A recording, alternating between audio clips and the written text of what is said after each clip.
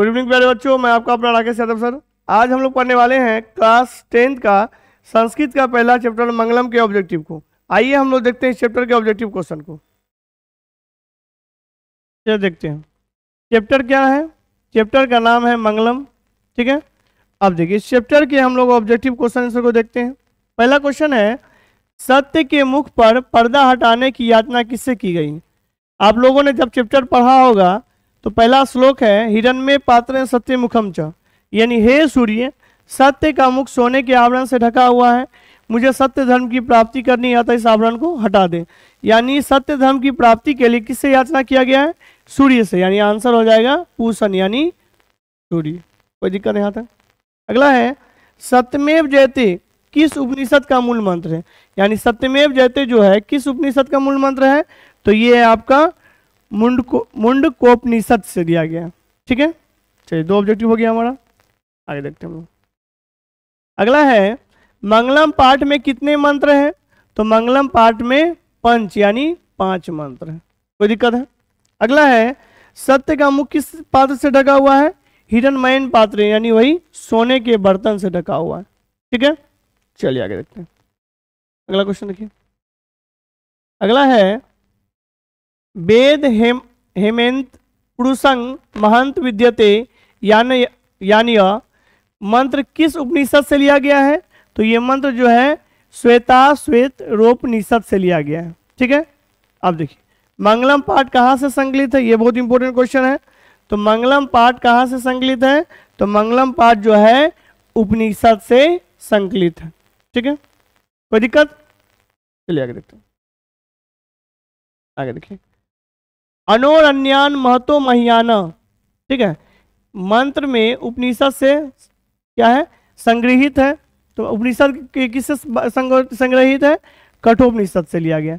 ये अक्सर ये क्वेश्चन पूछा, अनोरन्यान महतो महियाना देखिएगा तो टिक मार दीजिएगा, किसे, कठोपनिषद से लिया गया, ठीक है।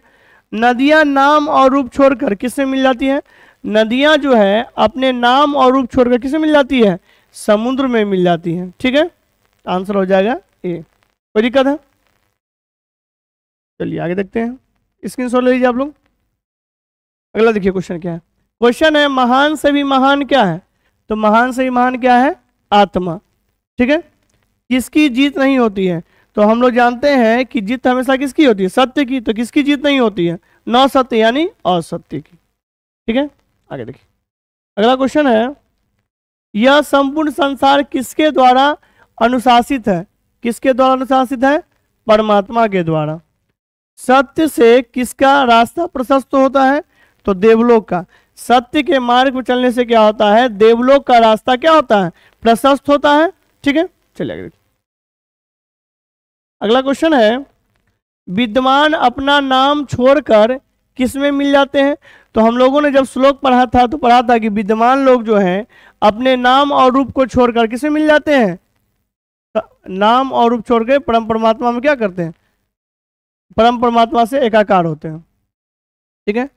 ऋषि लोग देवलोक की प्राप्ति के लिए किस मार्ग को अपनाते हैं, तो ऋषि लोग जो है देवलोक की प्राप्ति के लिए सत्य मार्ग को अपनाते हैं, ठीक है। चलिए आगे देखिए। आगे है, हिरण्मय पात्रेण सत्य धर्माय दृष्टये किस उपनिषद का मंत्र है, तो यह है ईश्वरस्य रोपनिषद से, ठीक है। उपनिषद के अंतिम भाग में किसका सिद्धांत है, तो उपनिषद के जो है अंतिम भाग में दर्शन शास्त्र का सिद्धांत है, ठीक है। चलिए आगे देखते हैं। अगला क्वेश्चन देखिए, किसकी महिमा का गायन हुआ है, मतलब किसका महिमा गाया गया है, परमात्मा का, ठीक है। सबसे बड़ा खजाना क्या है, तो संसार में सबसे बड़ा खजाना क्या है, सत्य, ठीक है। चलिए अब आगे देखते हैं। अगला क्वेश्चन है, ईश्वर क्या है, तो ईश्वर क्या है, ईश्वर ही सत्य है। आपने देखा सुना होगा कि सत्य ही सुंदर है, शिव ही सत्य है, यानी कहने मतलब ईश्वर क्या है, सत्य है। सत्य सूक्ष्म से भी सूक्ष्म कौन है, तो आत्मा जो है वो क्या है, चैप्टर में पढ़ा था हम लोगों ने कि आत्मा क्या है, सूक्ष्म से छोटा से छोटा कण है, ठीक है। आप प्राणियों की यह आत्मा हृदय रूपी गुफा में प्राणियों के हृदय रूपी गुफा में कौन बंद है? कौन बंद है? आत्मा। हम लोगों ने पढ़ा, जब चैप्टर पढ़ा था कि प्राणियों की यह आत्मा हृदय रूपी गुफा में बंद है, जिसे बस में नहीं किया जा सकता, पढ़ा था ना।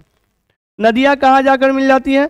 तो नदियां जो है अपने नाम और रूप को छोड़कर समुद्र में मिल जाती है। ठीक है, चलिए आगे देखते हैं। अगला है किसकी जय होती है, यानी किसकी जय होती है, जीत होती है। किसकी जय होती है?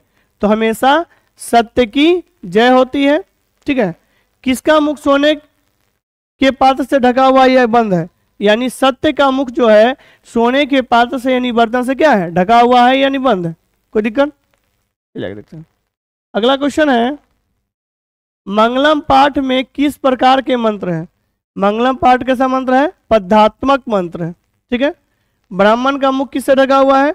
तो ब्राह्मण का मुख सोने से ढका हुआ है। ठीक है, कोई दिक्कत? चलिए आगे देखते हैं।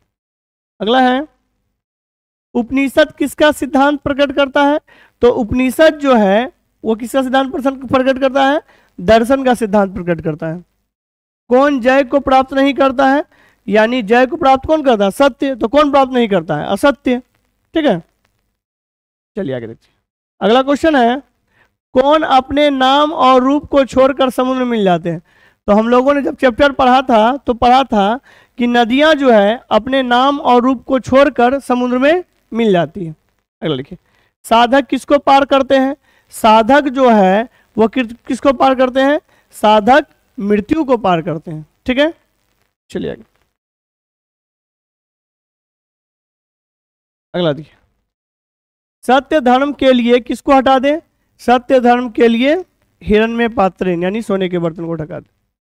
ठीक है, नदियां क्या छोड़कर समुद्र में मिल जाती है? तो नदियां अपने नाम और रूप को छोड़कर समुद्र में मिल जाती है। ठीक है, चलिए आगे देखते हैं। अगला क्वेश्चन क्या है उपनिषद के रचनाकार कौन? ये भी क्वेश्चन इंपॉर्टेंट है। उपनिषद के रचनाकार कौन है? महर्षि वेदव्यास। मंगलम पाठ के रचनाकार कौन है? महर्षि वेदव्यास। कोई दिक्कत? चलिए आगे। अगला देखिए क्वेश्चन क्या है उपनिषद किसका अंतिम भाग है? उपनिषद किसका अंतिम भाग है?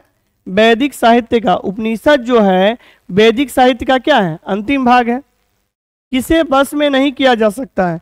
तो आत्मा जो है उसको हम लोग बस में नहीं कर सकते हैं। ठीक है, आगे देखिए। अगला है विद्वान शोक रहित होकर किसको देखता है? तो विद्वान जो है शोक रहित होकर परमात्मा को देखता है। ठीक है, इस प्रकार हम लोगों ने इस चैप्टर का ऑब्जेक्टिव को पढ़ा। जो भी बच्चे मेरे वीडियो को देख रहे हैं मेरे चैनल को लाइक सब्सक्राइब जरूर करें। इसके बाद हम लोग देखेंगे इसके बाद वाले टॉपिक को। ठीक है, वीडियो को देखने के लिए धन्यवाद। जय हिंद, जय भारत।